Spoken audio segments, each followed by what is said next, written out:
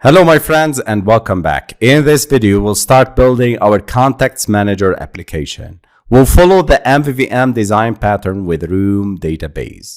So in our local data source, the Room database, I'll start designing the entity, SQLite, which is the database, and the DAO. And the Contacts Manager application, Room database, contains only one table, which is the entity named as contacts table or contacts. In this entity, in this table, I have three columns: contact ID, which is of type int, contact name, which is of type string, and the contact email, which is of type string. Let's jump into Android Studio and start creating our database.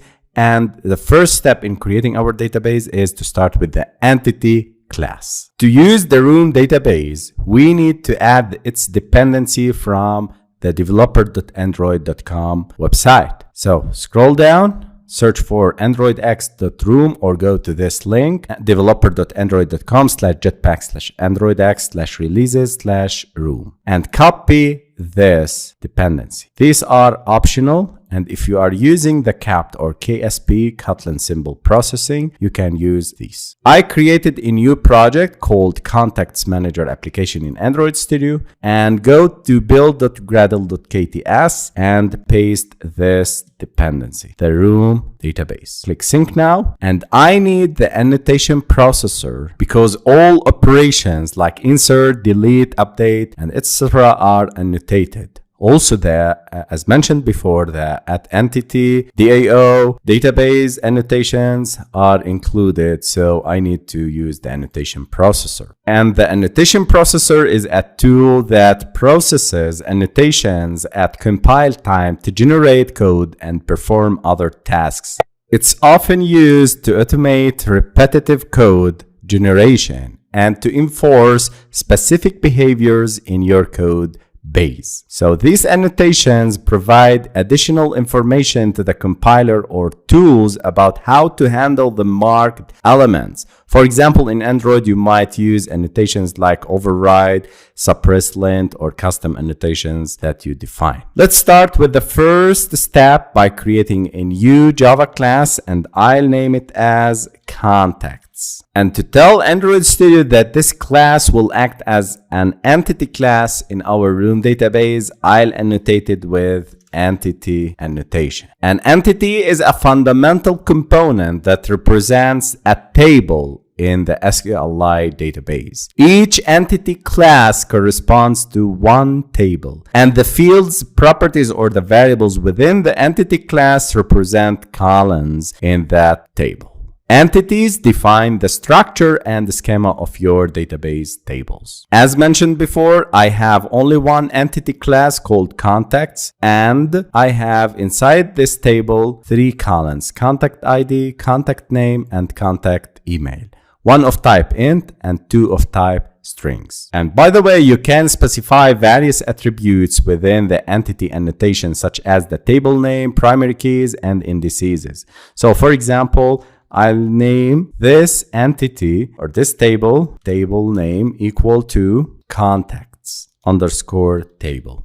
You can specify it like contacts or name it whatever you want. If you don't specify the table name here in the entity, the name of the table is specified exactly as the name of the class. If I remove this table name, the table in our database. But I prefer specifying the table name, and I'll name it as contacts underscore table. So till now I created this table, this empty table, no columns. I name it as contacts table. The fields within the entity class represent columns in the database table. In this example, we have ID, name, and email fields corresponding to columns in the users table or the contacts underscore table. So for that, I'll create private int ID, private string name, and private string email. Three fields represent three columns in my contacts underscore table. The name of columns till now are ID, name, and email. If I need to change the name of the column, you can use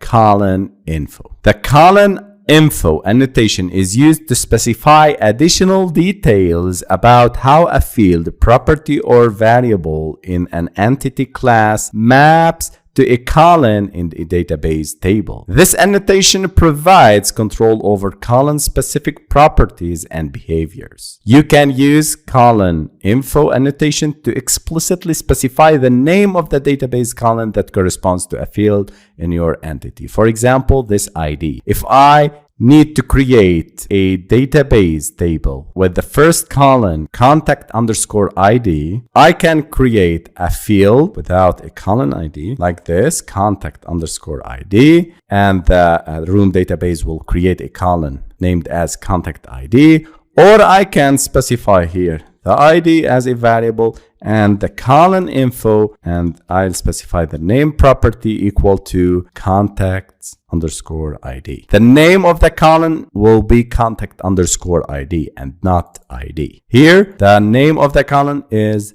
name. I can change it using the same way, the column info, name equal to contact underscore name. I'm just showing you the power of using the annotations in Room and in Android. Column info. Again, guys, you can skip this column info annotation. So the Room database will create columns using the name of the variable you create. In all tables, we need to specify a primary key using a unique and primary key that it will not be repetitive. And in this case, contact underscore ID will act as a primary key. So here in the ID field, I'll use an annotation called primary key, and I'll specify auto-generate equal to true. The primary key annotation indicates that the ID field is the primary key for this table. The auto-generate equal to true attribute means that the SQLite will automatically assign unique IDs to the new records. I'll create the constructors, Alt plus insert, one having all fields and one having nothing. And this is used to prevent any null pointer exception. I'll create getters and setters for all elements.